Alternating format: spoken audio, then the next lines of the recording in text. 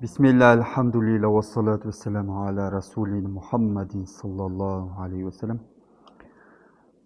Бүгін имам Тахауидің жаңа несін өтеміз, ол кісі не деп айтты? Ала беріңіз. Халиқун биля хаджатин. Имам Тахауи не деп айтты? Халиқун биля хаджатин. Жазып қойық. Алла Тағала мұқтажсыз жаратушы. Алла Тағала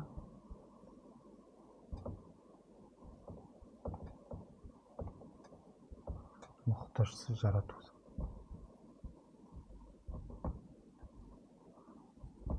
Біз мұқтажбыз ба? Бір нәрсе жаратқанда, істегенде?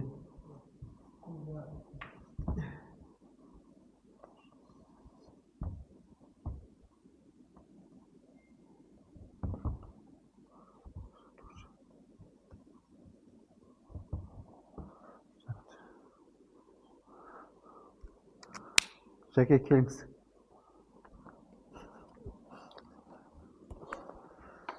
Құр отырып болса да сау болып кетіңіз. Шетте отырсаңыз ба? Ана хадисте келді ғой. Кімде-кім білім мәжілісіне қатысатын болса, қатысы болмаса да сол жерге періштелер сақинасы кіріп кетіңіз деп отқан ба? Құр отырып болса да. Алла Тағала мұқтаж жаратушы. Мысалы, біз үй салатын болсақ, бірінші проект сызады ғой үйдің, дұрыс па? Эскизін сызады, эскизін проектін сызады, жобасын. Ал Алла Тағала ондайға мұқтаж емес мысалға. Одан кейін біздер құрал сайманға мұқтаж боламыз. Ана тасы керек, шебені керек деген сияқты, пыгез, топырағы керек болады, ағаштар керек болады, құрал саймандар керек болады. Мұқтажбыз да? Алла Тағала мұқтаж ба? Жоқ. Сол еще біз дейтін үй салып болғаннан кейін кейде біздері не кетеді? Кейде диагонал дұрыс шықпауы мүмкін. Мысалға, шебер болмаса да, мысалы, кейде бір қисық болуы мүмкін деген сияқты. Алла Тағала бір нәрсені жаратқан кезде, істеген уақытта еш мін таба алмайсың. Түсінікті ме? Яғни мұқтажсыз жаратушы деген Алла Тағала қандай да бір нәрсені жаратқан кезде ешқандай құрал сайманға еш нәрсеге мұқтаж емес. Проект басқа не? Мұқтаж, дизайн басқа мұқтаж емес. Енді осы халиқ дейтін Алла Тағала жаратушы деген мағына ғой. Жалпы осы Құран хадиске қарайтын болсақ, ғалымдарымыз Алла Тағаланың жаратушы сөзі бар ғой, арабша халиқ деп келеді ғой. Соның 4 мағынасы бар екен. Араб тілінде халиқ дейтін, Құран хадиспен қарайтын болсақ дейді, 4 мағынасы бар. 4 мағынасын шығарды. Сол бірінші мағынасы аятта былай дейді Алла Тағала: "Астаизу билла, хал мин халиқин гайрулла ярзуқукум, инна раббака хувал халлақул азим." Сендерге ризық беретін Алладан басқа жаратушы бар ма дейді. Алладан басқа жаратушы бар ма? Расында Раббың ол жаратушы әрі ұлы дейді. Енді бірінші мағынасына тоқталайық. Бұл жалпы Алла Тағала жаратушы екендігіне ғой. Бірінші мағынасы, жазып қойсаңыздар болады. Халиқтың, Алланың жаратушы екендігіне бірінші мағынасы ат-тақдир дейді. Ат-тақдир. Тақдир деген не? Өлшеу, жоспарлау деген мағына. Біріншісі. Бұл халиқ деген бар, Алла Тағала жаратушы деп айтамыз ғой. Сол жаратушының 4 мағынасы бар. Бірінші мағынасы ат-тақдиру. Өлшеу, жоспарлау. Ат-тақдир дейтін өлшеу, жоспарлау. Өлшеу, жоспарлау. Оны шығарамыз Құран хадиспен. Өлшеу, жоспарлау. Енді Алла Тағала жаратушы деген кезде өлшеуші, жоспарлаушы деген мағына. Мысалға, бір инженер кісі бір жер мысалы проектісін барлығы сызады ғой, дұрыс па? Эскиздің проектісін сызып дайындайды ғой. Яғни сол инженердің ойында бүкіл план жасалып тұр, дұрыс па? Так, мына жерден коридор шығарамыз, мына жерден кіреберіс болады, мына спорт зал осындай болады деп. Яғни оның ойында бәрі уже есепке алынып тұр. Ертең жұмысшылар дәл сол проект бойынша не істейді олар? Жұмыс істейді. Коридор шығарады, кіреберіс шығарады деген сияқты, спорт зал шығарады. Сондықтан Алла тағала жаратушы деген кезде Алла тағала өлшеуші, жоспарлаушы деген мағына. Яғни Алла тағала бізді жаратпай тұр. Мысалға Нұрболда айтты, мен мысалы Қазақстанда дүниеге келтірем, тек ер адам болу керек, руы осындай болу керек, бойы осындай, Данияр аға осындай болады деген сияқты Алла тағала бәрін жоспарлап өлшеп қояды. Жаратпастан бұрын, түсінді ма? Яғни біліммен не істеп қояды? Тағдырлап қояды, былайша айтқанда, тағдырлап қояды. Аятта былай дейді: "Estaizu billah, фатабаракаллаху ахсанул халиқин." Алла тағала, егер тікелей аударатын болсаң бұл аятта, Алла тағала ахсанул халиқин, халиқ жаратушы, халиқун жаратушылар. Ахсан дейтін жақсысы, көркемі деген сөз. Егер тікелей осы аятта аударсаң, Алла тағала жаратушылардың ең жақсысы дейді. Егер міне жаратушы деп алсаң не, сонда не? Аллаға серік қосып қоямыз ба мысалға? Не Алладан басқа не жаратушы болып па не сондай? Бұл аятты қалай түсінеміз? Өлшеуші, жоспарлаушы деп түсінеміз бұл жерде. Бұл жерде халиқ деген бар ғой, жаратушы деген. Жарату мағынасында емес, қай мағынада келіп тұр? Өлшеуші, жоспарлаушы. Мысалы, адам баласы инженер өлшеп, жоспарлап, план сызып қоя ма? Дәл сондай, яғни өлшеп, жоспарлап қоюшылардың, пландарды сызушылардың ішіндегі ең жақсы Алла деген мағына. Түсінді ма? Яғни Алла сияқты сызбаны ең көркем деңгейде ешкім істей алмайды деген сөз да. Ең күшті сызып өлшейтін ол Алла дейді. Бұл жерде халиқтың мағынасы не мағынада келіп тұр сонда? Фатабаракаллаху ахсанул халиқин емес, бәлки ахсанул мұқаддарин. Яғни өлшеушілердің ең жақсысы деген мағына. Түсінікті ғой, иә? Жаратушы бірінші мағынасы не болды? Ат-тақдир, өлшеу, сызу, жоспарлау деген мағына. Енді Хаджаж ибн Юсуф дейтін кісіні білесіздер ғой, иә? Хаджаж ибн Юсуф, бұл кісі патша болған, да? Ол кісінің былай деп айтқан сөз бар екен: "Ма ваадту илля вафайту." Мен бір нәрсеге уәде берсем, оны орындамай қоймаймын дейді. Ол кісі айтады. "Вала халақту ва ма халақту илля фарайту." Және халақту деп тұр да бұл кісі. Жараттым дейді. Бірақ тікелей жараттым деген мағынада айтып тұрған жоқ ол кісі. Мен бір нәрсені жоспарласам дейді. Бір эскизін сызып қойсам, жоспарласам, өлшеп қойсам, онда оны орындамай қоймайын дейді. Түсінікті ма? Кейде біз айтамыз ғой, сен жоспармен жүресің бе деп айтамыз ғой. Кейде мысалы кәсіпкерлер көп қолданады ғой, дұрыс па? Оған келіңіз. Мысалға жоспарын істеп қояды, соны істеуге тырысады. Көрдіңіз бе? Немесе кейбір кәсіпкерлер бар, көреміз, бір жылда осындай атқардым деген секілді. Осын істедім, немесе осыны істей алмай қалдым осы жыл деп айтып жатады. Жалпы мұсылман адам жоспармен жүру керек қой. Бірінші мағынасын түсінікті болды. Енді екінші мағынасы не ол?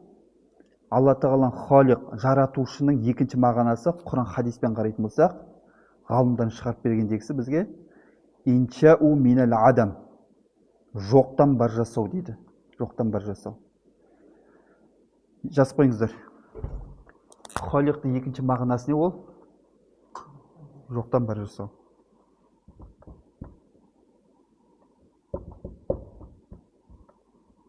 Иншау.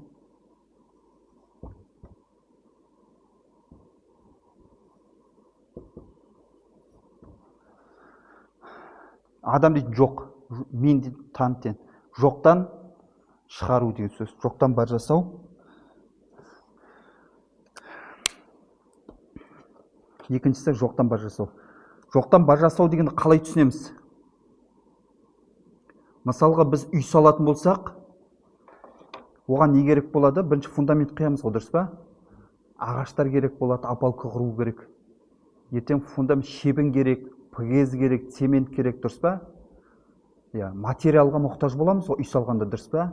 Алла тағала жаратылысы жаратқан кезде, бізде жаратқан кезде айтқан жоқ. Мысалы, Нұржан құлағы қай жақта еді деп, мысалға. Башпайлар қай жақта еді деп айтқан жоқ. Құрастыра қоятын да? Жоқ. Алла тағала Нұрекеңнің жоқтан бар қылды. Екіншісі не екен? Жоқтан бар жасау. Түсінікті ғой, жоқтан бар жасау. Үшінші мағынасы ат-тасуир, суреттеу, бейнелеу. Мысалы, Хашр сүресі оқисыздар, Хашр сүресінде қалай келеді? Соңғы аяттарында қалай келетін еді? Әл-Халиқу, Әл-Бәриу, сосын Әл-Мусауир. Байқайсыз ба? Алла тағаланың есім сипаты бар осы. Неге үшеуі бірге келеді, бірге жүреді? Неге Алла тағала тек Халиқ деп шектелмеді? Неге Әл-Бәри, Әл-Мусауир деп қасына қосты? Өйткені Алла тағала негізі мына үшеуі де бар ғой, Әл-Халиқу, Әл-Бәриу, Әл-Мусауир, үшеуі жаратушы деген мағына. Неге бірақ Алла тағала жеке-жеке үшеуін бірге алып келді? Қарайтын болсақ, негізі үшеуінің де қызмет әртүрлі атқаратын. Үшінші мағынасы не ол? Ат-тасуир, суреттеу, бейнелеуші.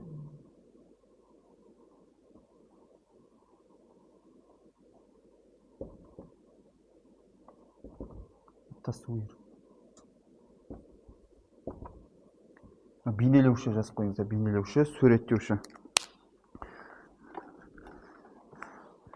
Көзі мынандай болсын, қолы мынандай болсын деп бізді бейнелеген кім? Ананың жатырында Алла. Алла деген кезде әлбетте істетіп тұрған Алла, бірақ Алла бұйырады, соған жауапты періште ананың жатырында жатқан шараны не істейді? Бейнелейді. Құлағын жасайды, көзін жасайды, осындай болады деп бейнелейтін кім? Періште. Алла бұйырады, періште жасайды. Алланың ықпалымен болады нәрсе барлығы. Енді бейнелеушіге байланысты Алла тағала Құран кәрімде мынаны келді айтады, Ас-Саид бил аятта. Иса пайғамбар не деп айтты өзінің қауымына? Әнне ахлуқу лакум минат-тини.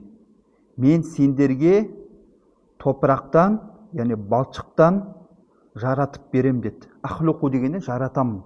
Нені жаратады?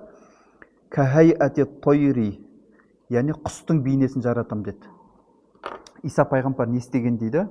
Бар топырақтан балшықты алып, мыжып, нетіп, құстың бейнесін жасап, фаанфуху фихи, сосын Иса пайғамбар үрлеген. Деп үрлеген, бисмилла дейді ғой, бисмилла деп үрлеген, сол уақытта Алланың қалауымен фаякуну болады, тойрон құс болады, биизнилла. Алланың рұқсатымен құсқа айналған дейді. Тіріліп кетіп, ұшқан жаңағыдай. Бұл же Иса пайғамбар жаратам дегендегісі бұл жерде тасвир мағынасында бейнелеуші. Яғни сендерге құсты балшықтан бейнелеп бейнесін жасайым деген сөз. Бейнелеп жасады ғой жаңа, түсінікті ме? Сол мағынада түсінікті ме? Бейнелеуші дейтін сол. Иса пайғамбар жасады, одан кейін үрді, ар жағына істетіп тұрған ол Алла. Қараңыз. Мына шырақтың жануына не себеп болып тұр қазір біздерге? Анау себеп болып тұрсыз ба? Ана өшірсең не болады қазір? Сөнеді. Жақсаң жанады. Ал енді мынаның ар жағында да істетіп тұрған бір нәрсе бар ма? Не ол?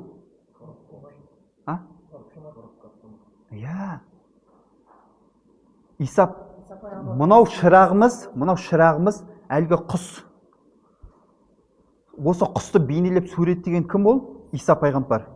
Ал Иса пайғамбарға істетіп тауфиқ беріп, сәттілік, құдірет беріп тұрған кім ол? Ар жағындағы ол Алла. Алла. Ан жақтан тоқты қиып тастайтын болса, мынау пайда бермейді саған.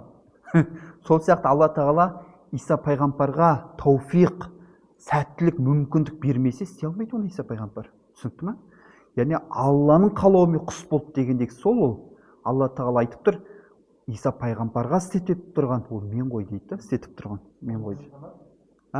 Мұғжиза ғой, мұғжиза. Құсты бейнелеп, бисмилла деп үрген кезде құсқа айналған.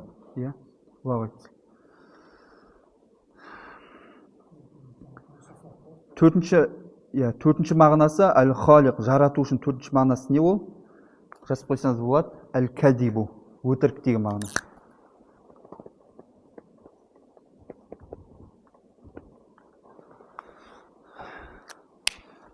Бірақ бұл Аллаға қатысты емес, бұл адамдарға қатысты. Мына біріншісі бар ғой, тақдир өлшеу, бұл Аллаға да қатысты, адамдарға да қатысты. Алла да өлшейді, адамдар да өлшейді. Үй салмасы проектісін құрып өлшемей ме? Екіншісі жоқтан бар қылу, бұл тек Аллаға қатысты, адамдарға емес, түсінікпе, жоқтан бар жасау. Үшінші мағына тасвир, бейнелеуші, бұл адамға да қатысты, Аллаға да қатысты. Әлгі Иса пайғамбарды бейнелеген жоқ па? Төртінші мағынасы өтірік, бұл Аллаға қатысы жоқ, тек адамдарға қатысты. Адамдар өтірік айта ма? Айтады. Аятта келеді, уағыз ба? Міне осыны бітірсек.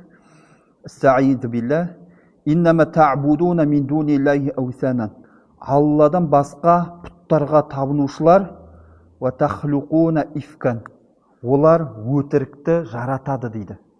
Бұл жерде жаратады деген мағынасы не ол? Өтірік айтады деген мағынада. Такзибуна. Өтірік айтады. Енді халиқтың төртінші мағынасы не ол? Төртінші мағынасы өтірік. Яғни өтірік айтады. Жақсы. Өшермен тоқтатайық, келесі әрі қарай жалғастырамыз. Алхамдулилля ва салату вассаламу аля расулина Мухаммадин саллаллаху алейхи